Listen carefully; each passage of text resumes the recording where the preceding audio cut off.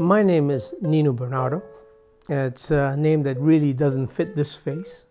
That's because my mother was half Chinese and half Filipino. And my father is half Filipino and half Catalan. I was born in Hong Kong. And I moved to Macau when I was little. I was born just after the Japanese occupation. And grew up in Macau, speaking Portuguese, went to school in Portuguese. At the age of 16 and at 13, I moved to Hong Kong. At the age of 16, I was boxing. But I wasn't boxing in a boxing club. Somebody had 2 pairs of old, torn leather boxing gloves, and we went up to the rooftop where we always go to play. That's our playground because of the lack of space. And there, at the age of 16, you wanted to make yourself look cool for the girls. It wasn't until I was much older that I discovered Wing Chun. I must have been about 21. I didn't know anything about Chi Sao. I didn't know anything about Wooden Dummy. I didn't know anything about Ip Man. I did not know anything about Bruce Lee. It was my own insecurity. I wanted to carry what would be an alternative to a gun. You know, I wanted a weapon. And then one day, one of my friends told me, hey, I found a Wing Chun school. And there was where I met my teacher, Wong Sun Kung.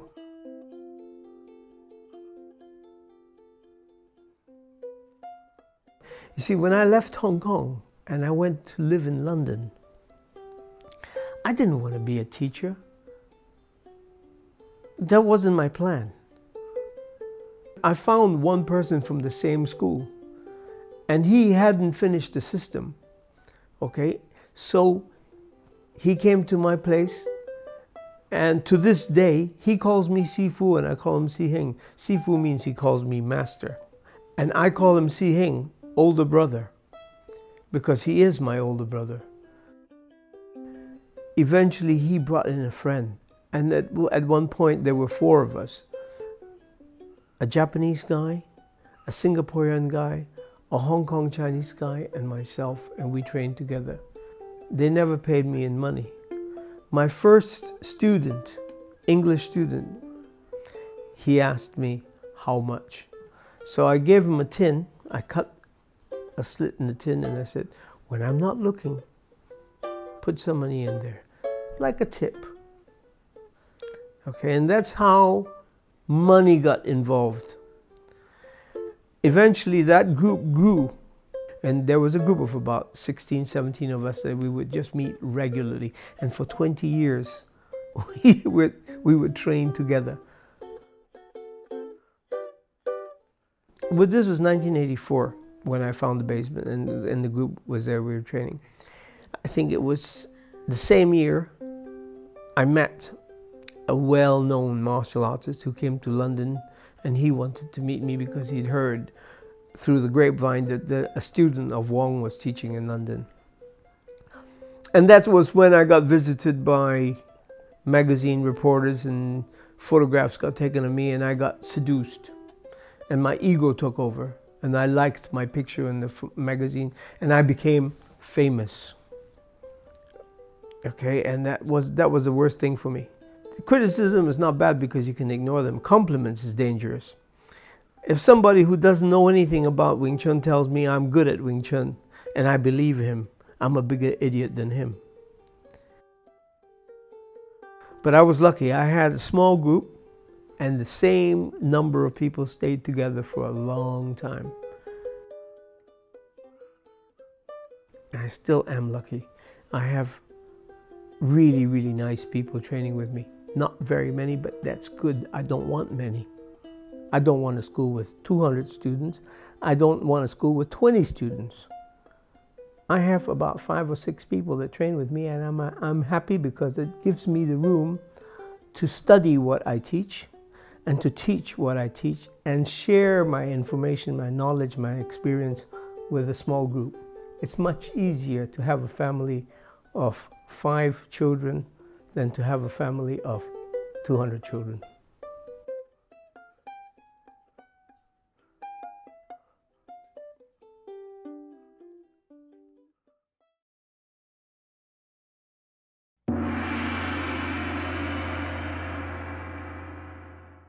I don't think it's a sport.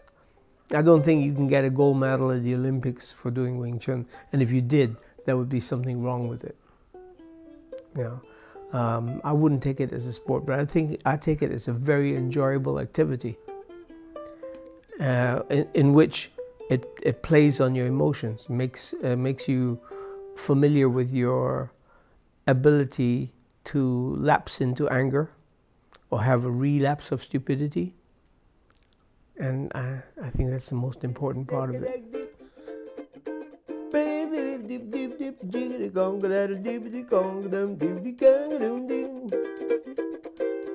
And to sell the idea that if you come to me, I can teach you how to defend yourself against a baddie in the street is not true.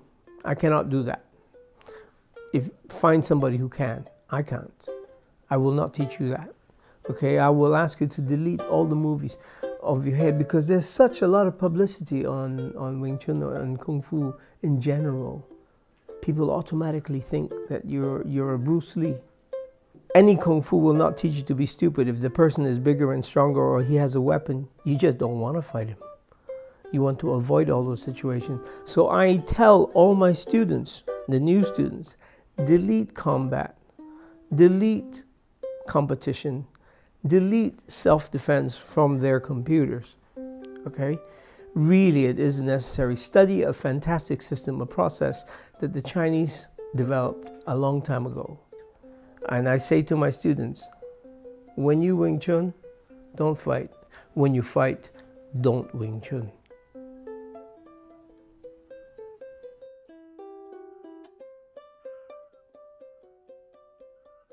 The legend is about a nun, Mui. She is supposed to have invented a system through having watched a fight between a snake and a crane.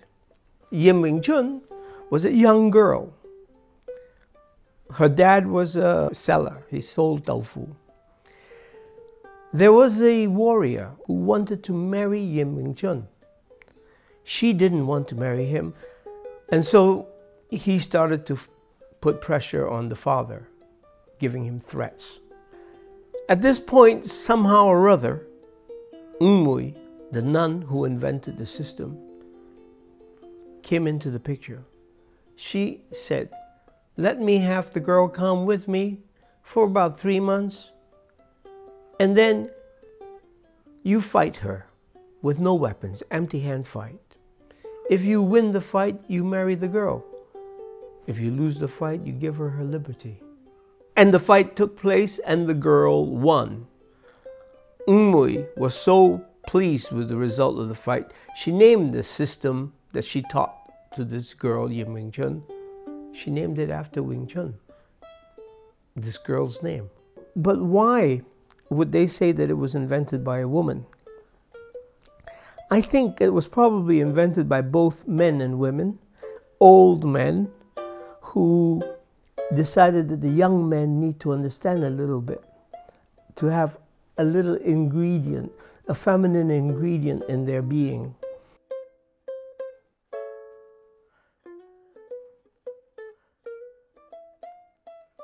And I think the form gives you an attitude. The first form, Xiu Nim Tao. Xiu means young, small, little, less important. Nim, mentally present, mentally conscious. So I use the word consciousness, awareness. And then the last word, Tao, head, beginning, the chief, the boss. Okay, and if you take the first form and do the first form in that tone, in that attitude, and maintain that attitude during your practice, that is so in itself an emotion control, okay, a management, emotional management. So you might get excited, you might get angry, you might get wild. You have that, you maintain that, a poker face, a good poker player. Okay, the power is there, but it's contained.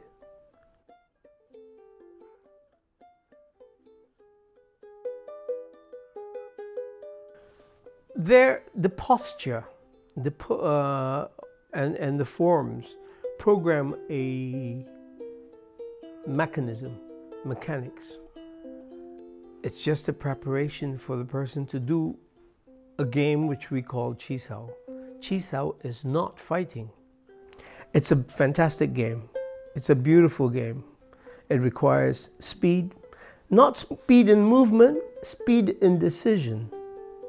Recognizing stimulus and reacting to the stimulus at high speed doesn't mean moving fast. It means getting the answer fast. Okay? I say it's a game where you learn how to give intelligent answers to stupid questions.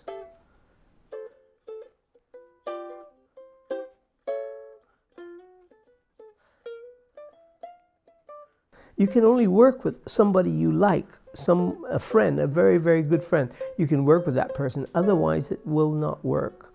Okay, you will get angry and the other person will get your anger, he'll contract your anger, and then things will just escalate, and then you reach acute stupidity, and that becomes dangerous. And when you get angry, that's a good friend will say, you're angry. Okay, and sometimes you deny. You have to learn how to control anger management. Anger promotes stupidity. This is what happens. The beauty about it is one level is when you recognize yourself getting angry. And when you recognize that, you can make a decision whether to get more angry or less angry.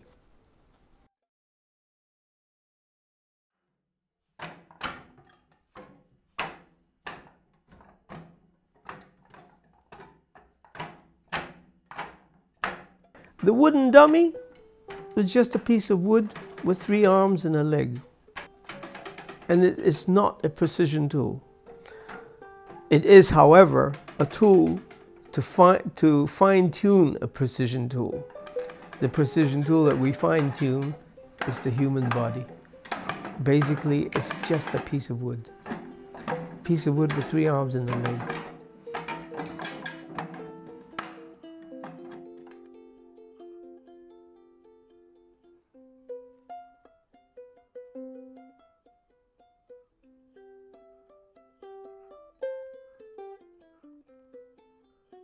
The knives and the pole. I was told that Wing Chun is an empty hand system, and to be recognized in the archives of Chinese martial arts, you have to have a metal weapon, and you also have to have a wooden weapon. So they introduced the pole and the knives to the Wing Chun system later. It got introduced. And I think that through the poles and the knives, you can see how the hands are used for Chi Sao, not for fighting, for Chi Sao. And it's phenomenal, phenomenal. It's really clever.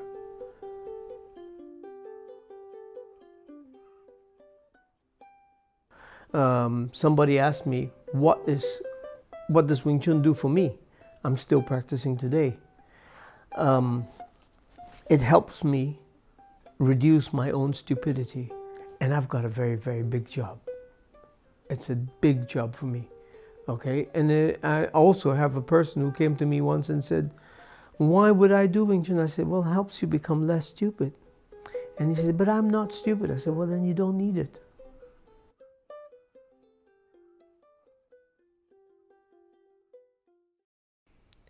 So there you have it, the essence of Wing Chun. It's taken me more than 40 years to arrive at some of these conclusions, and it's taken me just a few minutes to tell you. Play Wing Chun. Porque estou tão sozinho? Porque o mundo é tão triste? A beleza que existe, a beleza que não é só minha, que também passa sozinha. Ah, se ela soubesse que quando ela passa o mundo inteirinho se enche de graça e fica mais lindo por causa do amor. Oi, por causa do amor.